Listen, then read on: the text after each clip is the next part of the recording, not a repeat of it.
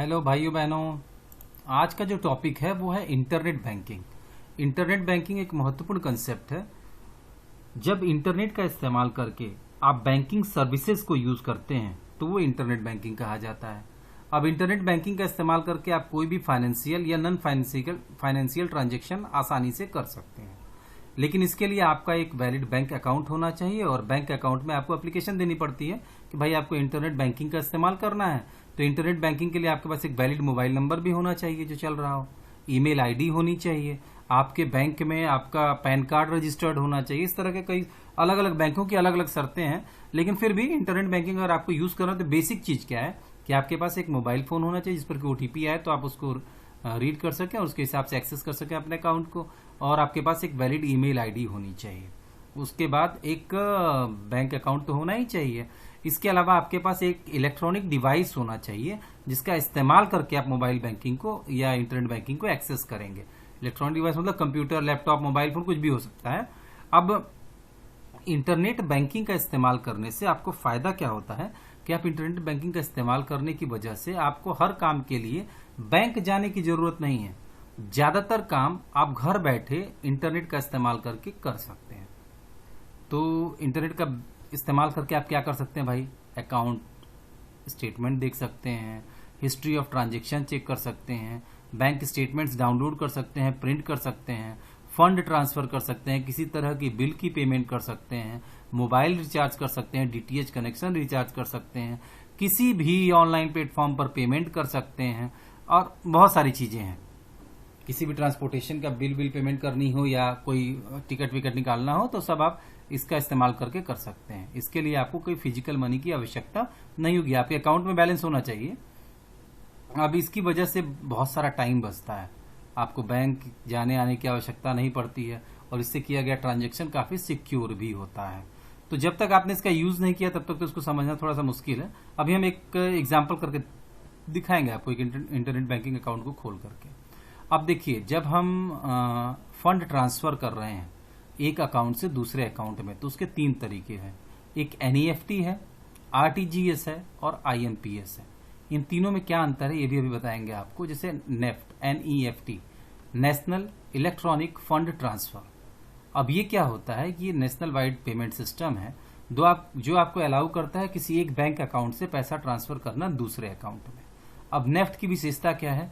NEFT की पहली विशेषता तो ये है कि इसमें आप की लिमिट जो स्टार्ट होती है वो 1 से स्टार्ट होती है और जो अपर लिमिट है वो कुछ भी नहीं है, मतलब जितना पैसा चाहे उतना ट्रांसफर कर सकते हैं। तो नेफ्ट और आरटीजीएस में अंतर क्या हुआ? नेफ्ट में क्या समस्या है कि नेफ्ट में आप जब पैसा ट्रांसफर करते हैं तो वो बैच में ट्रांसफर होता है, मतलब जितने कार्य सबमिट होते जाएंगे, जैसे 10 लोगों ने पैसा ट्रांसफर किया तो 1 2 3 4 5 6 7 8 9 10 10 लोगों का बन गया और एक एक आदमी का काम होता रहेगा। पहले फर्स्ट वाले का, फिर सेकंड वाले का, फिर थर्ड वाले का, फिर फोर्थ वाले का, फिर 5 वाले का, इस तरह का 9 10 तक जाएगा। तो हो सकता है कि 10वें आदमी का पैसा ट्रांसफर होने में 10 मिनट का समय या 1 घंटे का समय लग जाए। तो टाइम टेकन हो सकता है नेफ्ट, क्योंकि राष्ट्रीय स्तर पर यह बैच बनता है ना। ऐसा तो है नहीं कि आप एक ही आदमी ट्रांसफर कर रहा है या 2 ही आदमी ट्रांसफर कर रहा हो, तो इसमें समय लग सकता है। हमने सुबह 10 बजे ट्रांसफर किया तो हो सकता है कि 12 बजे सामने वाले के अकाउंट में वो पैसा आए। अब दूसरे पर आए हम, तो भाई नेफ्ट था तो आरटीजीएस की जरूरत क्या थी? आरटीजीएस अलग तरह का पेमेंट सिस्टम है। आरटीजीएस का फुल फॉर्म क्या होता है? Real time gross settlement. इसका इस्तेमाल 2 लाख से ऊपर अगर आपको अमाउंट ट्रांसफर करना हो तब आप आरटीजीएस का इस्तेमाल करते हैं। और आरटीजीएस जो है ये रियल टाइम सेटलमेंट सिस्टम है, मतलब जिस समय आपने पेमेंट किया उसी टाइम में वो दूसरे के अकाउंट में रिफ्लेक्ट करता है। 1 आध मिनट लग सकता है, लेकिन नॉर्मली इसको रियल टाइम इसीलिए कहा जाता है क्योंकि जिस समय आप ट्रांसफर करते हैं उसी समय ये दूसरे के अकाउंट में रिफ्लेक्ट भी हो जाता है रियल टाइम बेसिस पर। अब इसका आरटीजीएस की लोअर लिमिट आपको याद रखनी है कि 2 लाख ही होता है और मैक्सिमम लिमिट जो अपर लिमिट है ये कुछ भी नहीं। जैसा कि एनईएफटी में अपर लिमिट नहीं है उसी तरह इसमें भी नहीं है। तो अंतर क्या हुआ दोनों में? एनईएफटी में आप बड़े अमाउंट को ट्रांसफर कर सकते हैं, आरटीजीएस में भी कर सकते हैं। आरटीजीएस में लोअर लॉक लगा हुआ है, 2 लाख से नीचे का अमाउंट आरटीजीएस में नहीं ट्रांसफर होता, वो नेफ्ट में ही होता है। लेकिन नेफ्ट में जो अमाउंट ट्रांसमिट होने की स्पीड है वो आरटीजीएस की तुलना में धीमी होगी। आरटीजीएस में रियल टाइम में फंड ट्रांसफर हो जाता है। अब तीसरा सिस्टम आया आईएमपीएस। आईएमपीएस जो है ये गवर्न किया जाता है या इसको ट्रैक करते हैं रिजर्व बैंक ऑफ इंडिया और national payment corporation of India, मतलब एनपीसीआई। अब ये इसको 150 से ज्यादा बैंक सपोर्ट करते हैं और इसकी विशेषता क्या है कि एक छोटे अमाउंट को, मतलब जो मैक्सिमम 2 लाख हो सकता है, उसको आप एक बैंक अकाउंट से दूसरे बैंक अकाउंट में या मोबाइल नंबर का भी इस्तेमाल करके ट्रांसमिट कर सकते हैं। और इसमें फायदा क्या है कि ये रियल टाइम में तुरंत का तुरंत ट्रांसफर हो जाता है। इसके लिए आपको बेनिफिशियरी ऐड करने की जरूरत नहीं है, क्योंकि अगर आप आरटीजीएस इस्तेमाल कर रहे हैं या नेफ्ट इस्तेमाल कर रहे हैं तो इसके लिए आपको व्यक्ति को उस बैंक अकाउंट को बेनिफिशियरी ऐड करना पड़ेगा। और कई बैंक 4 घंटे, कई बैंक 24 घंटे तक का समय लेते हैं बेनिफिशियरी को कंफर्म करने के लिए। जब तक वो कंफर्म ना हो तब तक वो पैसा ट्रांसफर नहीं होगा। जबकि आईएमपीएस ट्रांसफर 1 घंटा, मैक्सिमम 1 घंटा कूलिंग पीरियड लेता है। 1 घंटा कई तो तुरंत अलाउ कर देते हैं ट्रांसफर करने के लिए, लेकिन अधिकांश बैंक 1 घंटा 2 घंटे का कूलिंग पीरियड लेते हैं, उसके बाद आप पैसा ट्रांसमिट कर सकते हैं। और आईएमपीएस से जो पैसा ट्रांसफर किया गया वो रियल टाइम में ट्रांसफर हो जाता है। इसके बाद अगर आपको इनका अंतर देखना होगा तो एक बार आप यहाँ नीचे जो टेबल बनाई गई है उसको थोड़ा सा ध्यान दे लीजिएगा, उसमें आपका ज्यादा क्लियर हो जाएगा। ठीक है, तो ये तो हुई इंटरनेट बैंकिंग। अब चलते हैं कि एग्जाम्पल ऑफ इंटरनेट बैंकिंग। अगर हमको इंटरनेट बैंकिंग का यूज करना है तो उसका एक एग्जाम्पल भी देखना जरूरी है, देख लेंगे तो क्लियर हो जाएगा हमारा। तो हम किस बैंकिंग पर चलें भाई? एचडीएफसी एक प्राइवेट बैंक है, इस पर चलते हैं। एचडीएफसी नेट बैंकिंग गूगल पर सर्च किया हमने। मान लीजिए हमको साइट का नाम नहीं पता है तो नेट बैंकिंग पर सर्च करेंगे। क्लिक किया हमने, ये भैया नेट बैंकिंग खोलो। जब नेट बैंकिंग का पेज आपके सामने आएगा, continue to net banking. Net banking का पेज जब आपके सामने आएगा तो वो आपसे यूजर आईडी मांगेगा और पासवर्ड मांगेगा।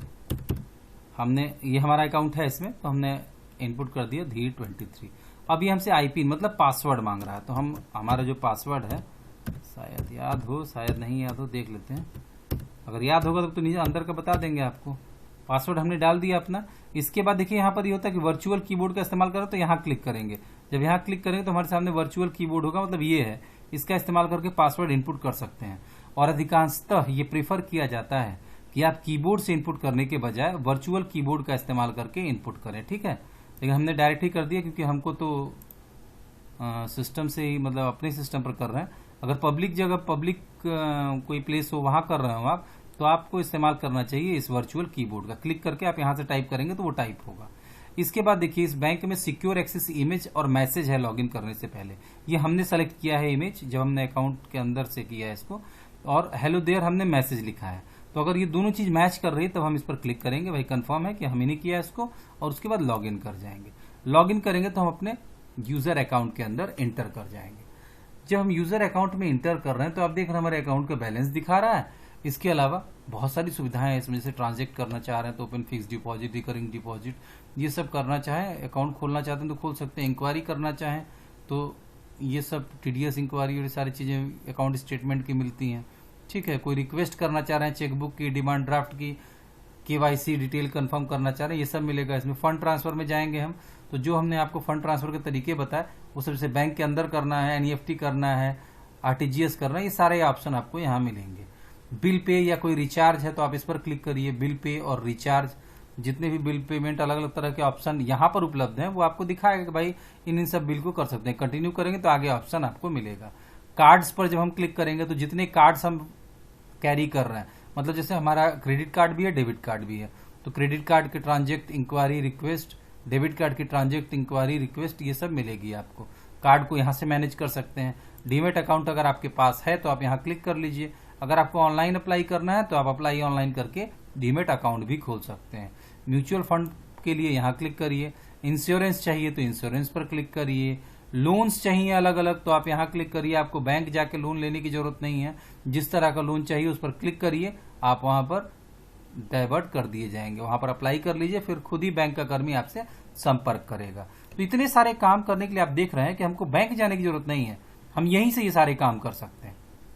ठीक है, और ये हमेशा ध्यान रखें कि ऑनलाइन बैंकिंग का यूज करने के बाद लॉग आउट जरूर कर लें, क्योंकि हो सकता है आप किसी पब्लिक प्लेस पर बैठे हों और आपका लॉगिन रह जाए, कोई उसका मिसयूज कर सकता है।